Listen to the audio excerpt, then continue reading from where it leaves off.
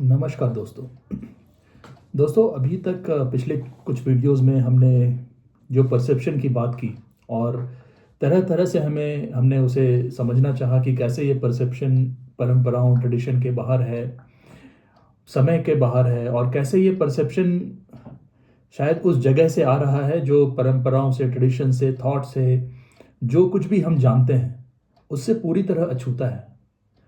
और उसे हम कंप्लीटनेस कह सकते हैं, उस जगह को कंप्लीटनेस कह सकते हैं, लव कह सकते हैं, कंपैशन कह सकते हैं, कुछ भी कह सकते हैं। लेकिन ये उस जगह से आ रहा है जो बिल्कुल फ्रेश है, बिल्कुल नया है। तो दोस्तों, अभी तक हम इसे डिस्क्राइब कर रहे हैं, परसेप्शन को। और जय कृष्णमूर्ति ने कई बार कहा है, description is not the described. तो जो शब्द कहे जा रहे हैं वो नहीं है। तो दोस्तों, हम हर बार इस दुविधा में पड़ते हैं जब भी हम इस तरह की बातें सुनते हैं या इन बातों को सीरियसली लेते हैं। पहली रिक्वायरमेंट तो है, ये बातें सीरियस होनी चाहिए हमारे लिए। अगर ये बातें सीरियस नहीं हैं, जैसे हम स्वाइप करते हैं यूट्यूब में बस one video to next video, या इंस्टाग्राम पे अगर वैसी कुछ चीज़ है, तो ये हमारे लिए महत्वपूर्ण ही नहीं है। लेकिन अगर वाकई में ये बातें हमारे लिए महत्वपूर्ण हैं, तो कहीं ना कहीं ये एक कांटा सा बना रहता है कि बातों की तार्किकता भी समझ में आ रही है, सब कुछ सही लग रहा है, फिर भी हो क्यों नहीं रहा है, फिर भी ऐसा क्यों है कि ये हो नहीं रहा। तो हमारी नॉर्मल सी टेंडेंसी होगी कि हम फिर और इस पे रिसर्च करें और लोगों को सुने। और लगभग मैं मैंने भी काफ़ी लोगों को सुना है, मैंने भी काफ़ी इन इन चीज़ों की खोज की है। लेकिन मैंने जो पाया है अपनी फाइंडिंग में, जे कृष्णमूर्ति के अलावा हर कोई उसे ट्रेडिशन में, परंपरा में या किसी मेथड में ही लाना चाहता है। तो बाकी जो भी गुरु हैं, या आप जो भी कहना चाहें, जो जे कृष्णमूर्ति और बाकियों में जो एक फंडामेंटल डिफरेंस है वो यहीं पर आकर रुकता है कि बाकी जो भी महात्मन होंगे, साधु होंगे, गुरु होंगे, वो किसी न किसी तरह से, किसी मेथड में, किसी ट्रेडिशन में उसे लाते हैं। अब ये हो सकता है कि उनकी सोच उसके पीछे ये हो कि बिना इसे ट्रेडिशन में लाए और कुछ नहीं किया जा सकता, यही एक उपाय है। क्योंकि जो बिल्कुल माया में ग्रस्त व्यक्ति है, उसको आप उससे निकालने के लिए क्या ही कर सकते हैं। अगर हम उदाहरण लें तो हम में से किसी को भी अपने बच्चों को डांटने में अच्छा तो नहीं लगता, लेकिन अगर बच्चा कुछ गलत कर रहा है तो हम उसे डांटते भी हैं, और फिर उसे सही आदतें भी लगाते हैं। हम उसे कहते हैं कि आपको सुबह उठकर ब्रश करना है, समय पर पढ़ाई करनी है। हम ये जानते हैं कि ये जो आदतें हैं, ये फिर कहीं ना कहीं आगे जाके इसके बंधन भी बन जाएंगे, उसकी कंडीशनिंग बन जाएगी। लेकिन फिर भी ये सच्चाई जानते हुए भी हम अपने बच्चे के साथ ये तो नहीं कह सकते कि तुम बिल्कुल अपनी मर्जी का करो। कहीं ना कहीं हम इंटरवेंशन ज़रूर करेंगे। हम बोलेंगे कि अगर आप सुबह उठकर ब्रश करने की आदत डालोगे तो आप हेल्दी रहोगे। तो अगर मुझे ब्रश करवाना है बच्चे को, तो मुझे उसकी आदत डालनी पड़ेगी उसे।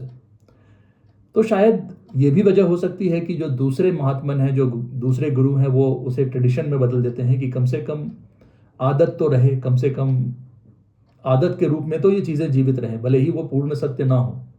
और जैसा कि हमने पिछले वीडियोस में कहा भी है कि बहुत सारे गुरु ये कहते भी हैं कि ये सब के बाद जो है वो ये सारी चीज़ें आप आदत बना लें, ट्रेडिशन बना लें, इन चीज़ों को योग के ज़रिए, पूजा पाठ के ज़रिए, मंत्र जाप के ज़रिए, जब ये आपकी आदत हो जाए और जब शायद आप शुद्ध हो जाएं, तब जो अवस्था आती है, वहाँ पे जो आपके गुरु हैं या जो भी आपके आराध्य हैं, उनको भी आपको त्यागना होगा। और ये कई जगह इसका नोशन है, कहीं मैंने सुना भी है, मैं नहीं जानता कि ये पूरी तरह सही है या गलत है, कि रामकृष्ण परमहंस के साथ भी ऐसा ही हुआ था। रामकृष्ण परमहंस किसी देवी की कल्पना हमेशा करते थे, और मैंने कहीं सुना है कि जब उनकी एनलाइटनमेंट की सिचुएशन थी, तो उनके गुरु ने उन्हें यही कहा था कि इन देवी को आपको त्यागना पड़ेगा।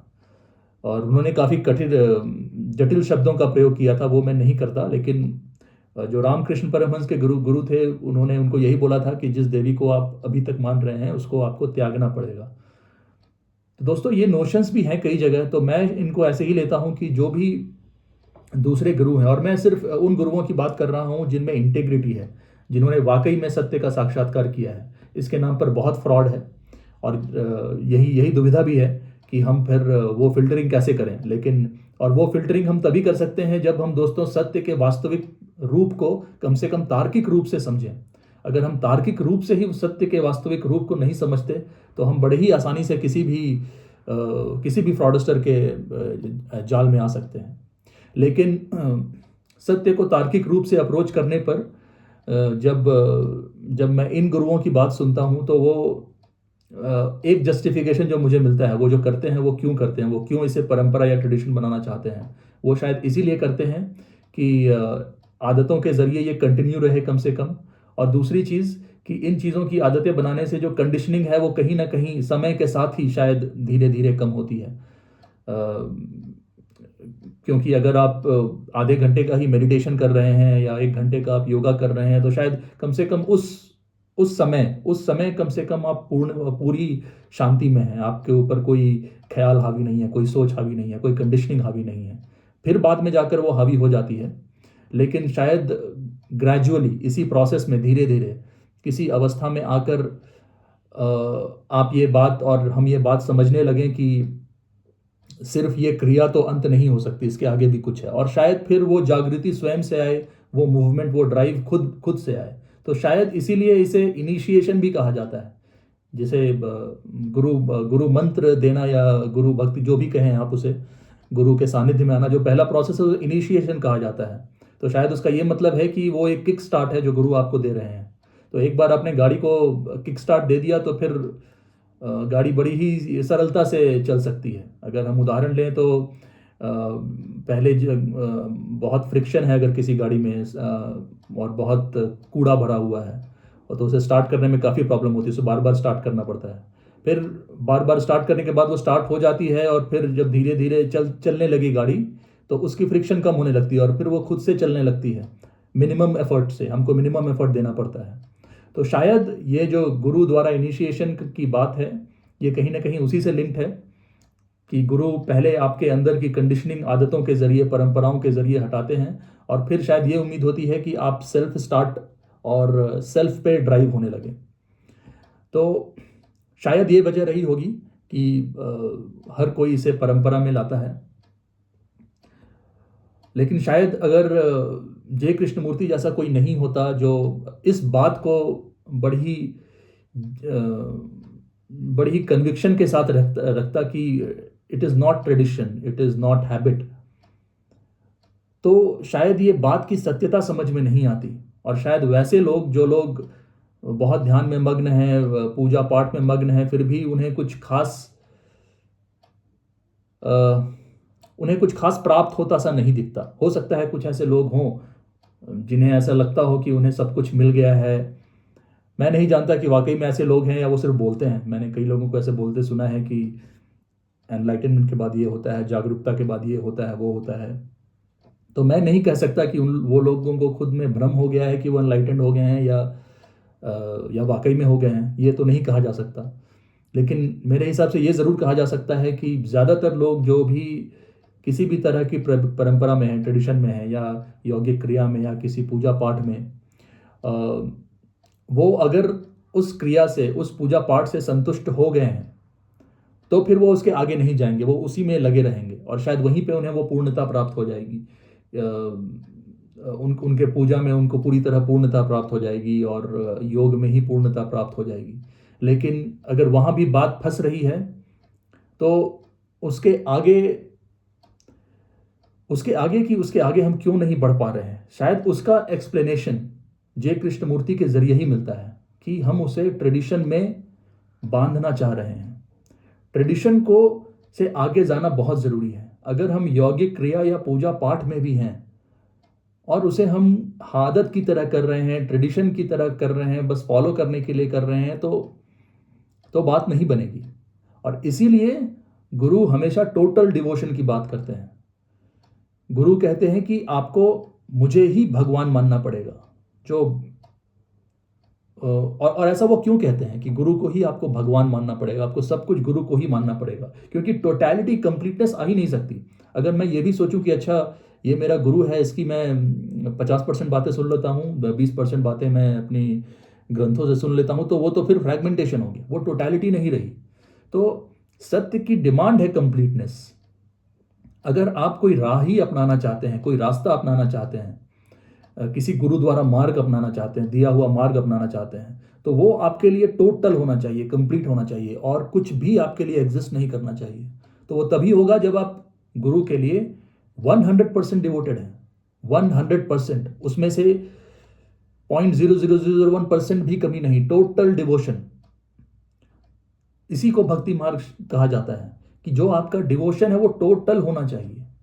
अब या तो वो आपके किसी इष्ट में हो, भगवान राम, भगवान कृष्ण, शिव इत्यादि, जो भी फॉर्म आप ले रहे हैं उसमें टोटल डिवोशन हो। अगर आप किसी गुरु को फॉलो कर रहे हैं तो वो 100% हो, कंप्लीट हो। और दोस्तों यही आज के समय में रिस्क भी है कि ये जो टोटल डिवोशन है वो आता ही नहीं। कैसे आएगा? क्योंकि इतनी सारी चीज़ें आज क्लियर हो गई हैं, इतने सारे पहले की बात और थी जब लोगों को जानकारी कम थी, तो शायद कम्युनिटी में रहते थे, उसी कम्युनिटी में कोई एक जो एक दूसरों से ज़्यादा काबिल लगा तो वो बड़े ही आसानी से बाकी लोगों को अपने पीछे फॉलो कर सकता था। लेकिन आज लोगों को बहुत जानकारी है, तो ये टोटल डिवोशन बहुत ही मुश्किल चीज़ है प्राप्त करना, और इसमें बहुत बड़ा खतरा भी है। हमने देखा है कि लोग हिटलर के पीछे भी पागल थे उस समय, नाजी जर्मनी। तो ऐसे लोग भी हैं जो इसको बुरी तरह यूज़ करके पूरे के पूरे देश को अपने पीछे लगा सकते हैं। तो इसमें पहले तो संदेह उत्पन्न होता है कि ऐसा डिवोशन आ भी सकता है या नहीं, और दूसरा इसमें खतरा भी है। हो सकता है कि कोई महान आत्मा हो, कोई बुद्ध पुरुष हो जो इसे सही से यूज़ कर रहा हो, लेकिन ऐसा भी संभव है कि कोई विकृत व्यक्ति भी हो जो इसी चीज़ को बिल्कुल उलट यूज़ करे। वो तरह तरह से हमारा आपका ब्रेन वॉश करके बस हमको फॉलोअर बना ले और उसके लिए हम लड़ने मरने को तैयार हो जाएं। तो दोस्तों ये जटिलताएं आनी स्वाभाविक हैं। ये लगना कि मैं क्या अपने योग क्रिया में प्रोग्रेस कर रहा हूँ, ये मैं अपने पूजा पाठ में प्रोग्रेस कर रहा हूँ, नहीं कर रहा हूँ, इस तरह का सवाल आना स्वाभाविक है मेरी नज़र में आज की दुनिया में। ये कोई गलत चीज़ नहीं, ये बिल्कुल स्वाभाविक बात है। और अगर वो टोटल डिवोशन आपको मिल गया है, आपके लिए आपकी ट्रेडिशन वही सब कुछ है, तो वास्तविकता में आपके जीवन में कोई संघर्ष नहीं रहना चाहिए, बिल्कुल भी नहीं। किसी तरह का कॉन्फ्लिक्ट नहीं होना चाहिए। अगर आप उस अवस्था में हैं तो फिर कुछ मैटर नहीं करता, लेकिन अगर आप उस अवस्था में नहीं हैं तो आप यही मान के चलें कि हम या आप उस फ्रैगमेंटेड रियलिटी में ही हैं। हमें कुछ क्षणों का, कुछ मोमेंट्स का ब्लिस मिल रहा है, लेकिन हम उसी माया की दुनिया में हैं। हो सकता है हमारे जीवन में रिलेटिव ऑर्डर हो, कुछ परेशानियां कम हो गई, लेकिन हम उसी माया में हैं। हम सत्य से उतने ही दूर हैं जितना कोई और व्यक्ति दूर है जो इनमें से कुछ भी नहीं कर रहा, कोई भी पूजा पाठ नहीं कर रहा। हमने शायद सिर्फ एक कदम लिया है, लेकिन सत्य, हमने कहा सत्य की तरफ जाने का कोई मार्ग नहीं। हमने जो कदम उठाया है उस कदम से हमारे जीवन जीने में हमें सहायता मिल रही है। हम शायद जीवन बेहतर जी पा रहे हो, दूसरा व्यक्ति शायद बहुत परेशान रहता हो और परेशानी में तरह तरह की बीमारियों का, मेंटल बीमारियों का शिकार हो जाए। हम शायद वहाँ पे थोड़े सेफ हो जाएं। अगर इन बातों को हम समझ पा रहे हैं तो शायद जीवन की बड़ी बड़ी परेशानियों से थोड़े से ज़्यादा विवेक से हम काम ले पाएं, लेकिन वो सत्य से तो उतना ही दूर है। तो कहने का मतलब ये है दोस्तों कि जो भी परंपराओं या ट्रेडिशन को हम फॉलो करते हैं वो माया की दुनिया में ही हमारा जीवन सरल बनाने का उपाय है कि हम इसी दुनिया में अपने जीवन को कैसे सरल बनाएं। और एक उपाय उतना ही वैलिड है जितना दूसरा उपाय। कहने का तात्पर्य यह है कि अगर कोई जिम जाकर अपने शरीर का ख्याल रख रहा है तो वो भी उतना ही वैलिड है जितना कि कोई अगर योग से अपने शरीर को स्वस्थ रख रहा है। अंतर कहाँ आएगा? अंतर वहाँ आएगा जहाँ पर अगर कोई योग कर रहा है और उस योग में उस इंटेंसिटी को प्राप्त कर रहा है, या कोई जिम या स्पोर्ट्स में है और उस स्पोर्ट्स में उस इंटेंसिटी को प्राप्त कर रहा है। तो फर्क इंटेंसिटी का है कि जो भी आप कर रहे हैं उसमें कितनी इंटेंसिटी है। इंटेंसिटी का मतलब होता है ऊर्जा, एनर्जी, और वो कब आ सकती है? जब फ्रिक्शन कम हो, जब अवरोध कम हो। तो अगर जैसे कि अगर मैं दौड़ रहा हूं या मैं कोई एथलीट हूं, तो कम फ्रिक्शन का क्या मतलब हुआ कि मेरे शरीर का मास कम है, मेरी मांसपेशियां मेरा सहयोग कर रही हैं, तभी मैं इंटेंसिटी ला पाऊंगा। तो बेसिकली जो चीज़ें हैं, जो भरी हुई चीज़ें हैं, उनको कम करने का नोशन है। योग में भी ये तभी होगा जब जो भरी हुई चीज़ें हैं, योग में तो अगर आप हठ योग नहीं कर रहे हैं, ध्यान कर रहे हैं, तो कोई फिजिकल एक्शन तो नहीं है। तो वो तभी होगा जब आपके अंदर जो भरी हुई चीज़ें हैं वो कम हो, तभी वो इंटेंसिटी आएगी। और जितनी कम होगी उतनी ज़्यादा इंटेंसिटी आएगी, उतनी ज़्यादा ऊर्जा आएगी। तो सत्य जैसा, परसेप्शन जैसा कुछ भी पाने के लिए ऊर्जा चाहिए, इंटेंसिटी चाहिए, और वो तभी होगी जब वैक्यूम होगा, जब खालीपन होगा, चीज़ें खाली होंगी, या शारीरिक रूप से और साइकोलॉजिकली भी वो खाली होना चाहिए, वो खाली स्पेस ज़रूरी है। और इसीलिए शायद शून्यता की बात होती है और तरह तरह की बातें होती हैं। लेकिन रिस्क यही होता है कि हम इसे ट्रेडिशन के दायरे में ले आते हैं, और ट्रेडिशन के दायरे में ले आने से फिर वो आदत का रूप ले लेती है, और फिर वो इंटेंसिटी धीरे धीरे कम हो जाती है। इसीलिए शायद हम में से कई लोग ये अनुभव भी करते होंगे कि पहली यौगिक क्रिया, पहला पूजा बड़ा ही आनंद देता है। शायद जब पहली बार हम वो करते हैं तो बड़े ही आनंद की अनुभूति होती है। लेकिन फिर जब उसे रिपीट करते हैं तो वही आनंद वापस नहीं आ पाता। क्यों? क्योंकि वो इंटेंसिटी कम हो गई, हमने उसे थॉट के वर्ल्ड में एक जगह दे दी। तो दोस्तों, इन सारी बातों को मुझे नहीं लगता कि जे कृष्णमूर्ति जैसा किसी और ने कभी एक्सपोज किया। और ये बातें बहुत हद तक अगर हम इस दृष्टिकोण से देखें तो एक रिलीफ भी है। जे कृष्णमूर्ति ने क्लियरली कहा कि डैमेज्ड ब्रेन रियलिटी को अप्रोच नहीं कर सकता। ये ब्रेन डैमेज्ड है, हमें मानना पड़ेगा, और इस ब्रेन को हील करने के लिए वो परसेप्शन ही चाहिए, तभी ये ब्रेन हील हो सकता है। तो हम डैमेज्ड ब्रेन से अगर सत्य को अप्रोच करने का ट्राई करेंगे तो हम उसे मेथड या ट्रेडिशन में ही रिड्यूस कर देंगे। तो फिर जो क्या करें का बात है कि अब क्या करें, तो इसमें एक बात तो हमने कही कि जो भी है ट्रेडिशन, योग, ध्यान, मंत्र जाप, एक्सरसाइज, शायद अनंत मेथड है। हर धर्म में, हर संप्रदाय में मेथड्स की कोई सीमा नहीं। अगर आप मेथड्स फॉलो कर रहे हैं तो जैसा कि हमने कहा, वो टोटल इन्वॉल्वमेंट, वो कंप्लीट इन्वॉल्वमेंट होना चाहिए, 1% का संशय नहीं। पहला वो। और दूसरा, आपके जीवन में कोई कॉन्फ्लिक्ट शेष नहीं रहना चाहिए किसी भी तरह का। अगर वो हो गया तो शायद ठीक है, लेकिन अगर 1% भी कॉन्फ्लिक्ट बचा है तो मतलब वो नहीं हुआ है।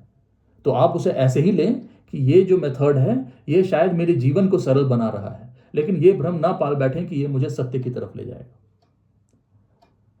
ये ट्रेडिशनल जो मेथड्स हैं उनकी बात हो गई।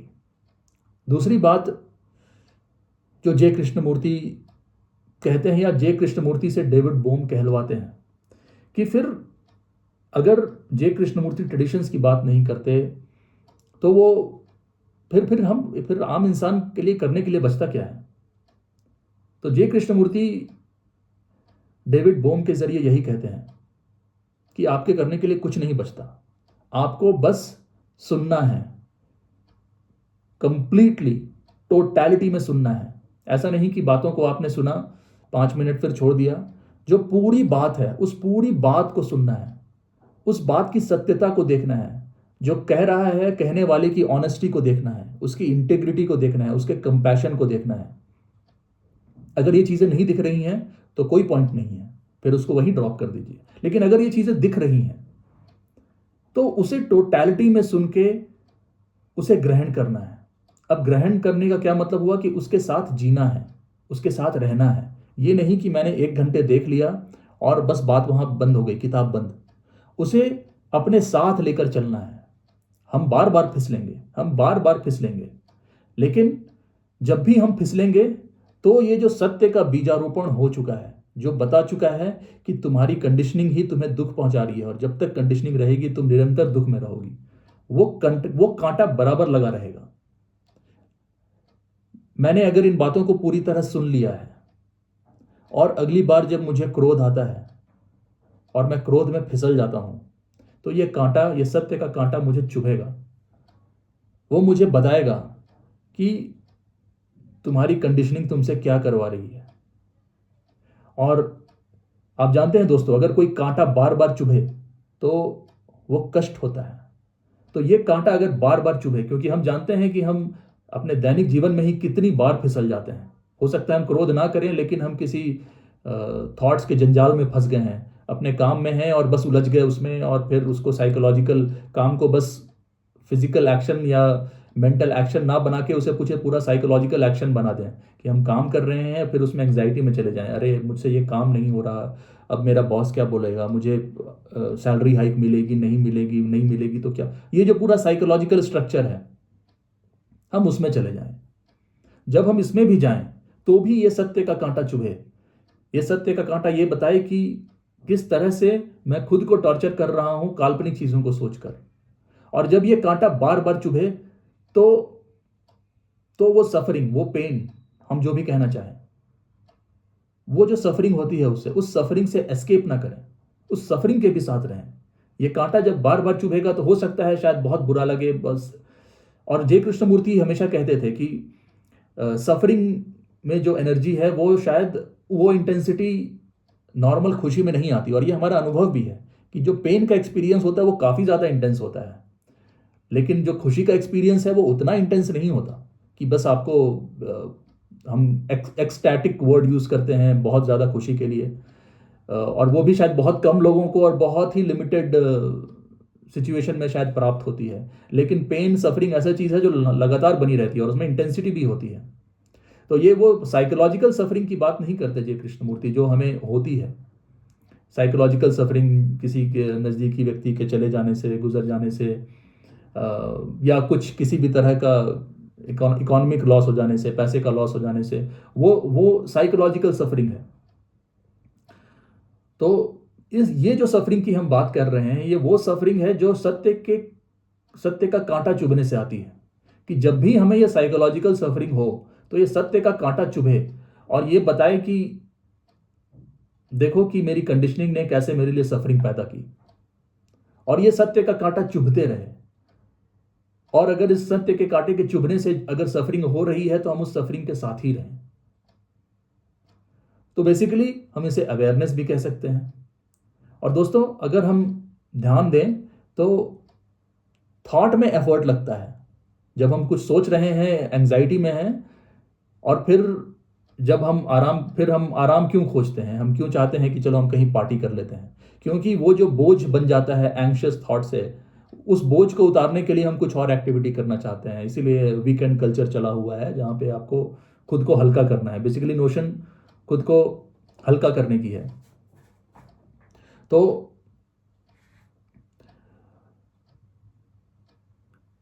जो हमारे दैनिक काम है, उन दैनिक काम से जो बोझ बन जाता है साइकोलॉजिकली, उस बोझ को उतारने के लिए हम कुछ और एक्टिविटी कर लेते हैं, और फिर वो एक्टिविटी भी हमारी आदत बन जाती है, और फिर ये साइकिल चलता रहता है। लेकिन जब हम इस अवेयरनेस के साथ हैं, या जो हम जिसे हम सत्य का कांटा कह रहे हैं, तो उस अवेयरनेस में अगर आप गौर करेंगे तो कोई एफर्ट नहीं है। जैसे बस सचेत हो जाना कि अच्छा ये ख्याल मुझे आया क्यों, या इस बात से शायद सफ़र करना या परेशान होना कि क्यों आया, क्यों मुझे आराम की ज़रूरत महसूस हुई, क्यों हुई, जिसे हम न्यूरोसाइंस की भाषा में मेटाकॉग्निशन भी कहते हैं। उसमें कोई एफर्ट नहीं है। भले जो हम सोच रहे हैं, सोचने के बाद क्योंकि हम एग्जॉस्ट हो गए, मैं साइकोलॉजिकल थॉट की बात कह रहा हूँ जो हमें दैनिक काम में आते हैं। साइकोलॉजिकली हम कुछ कुछ सोचते रहते हैं, एंग्जाइटी में रहते हैं, तो उसके बाद आराम की ज़रूरत इसीलिए महसूस होती है क्योंकि उसमें एफर्ट लगा होता है। लेकिन जब हम ये अवेयरनेस लाते हैं, या ये सत्य का कांटा जो कह रहे हैं, उसमें कोई एफर्ट नहीं है, वो बस आती है, अवेयरनेस बस आ जाती है। तो इस अवेयरनेस को हर क्षण रखें, जिसे हम सत्य का कांटा भी कह रहे हैं। और हर बार जब इस तरह की चीजें आए तो हर बार ये कांटा चुभेगा। और फिर उसके बाद क्या होता है दोस्तों? उसके बाद क्या होता है ये हम थ्योरी में कह सकते हैं, हम लोगों का उदाहरण लेके कह सकते हैं, लेकिन उसका कोई पॉइंट नहीं। ये डिस्कवरी तो हमें खुद ही करनी होगी कि जब हम हर बार अवेयरनेस लाते हैं, हर बार अवेयरनेस लाते हैं तो क्या होता है। और हमें यहाँ सावधान रहना है कि हम इस प्रश्न में उलझकर फिर किसी उम्मीद में कोई उम्मीद ना बना ले कि फिर क्या होगा, फिर ऐसा होगा, फिर वैसा होगा। नहीं, बस इस सत्य के साथ रहें, इस सत्य के साथ रहें, भले ही वो शुरू में कांटे जैसा चुभे, लेकिन उसके साथ रहें। और यही मैसेज जय कृष्णमूर्ति का है।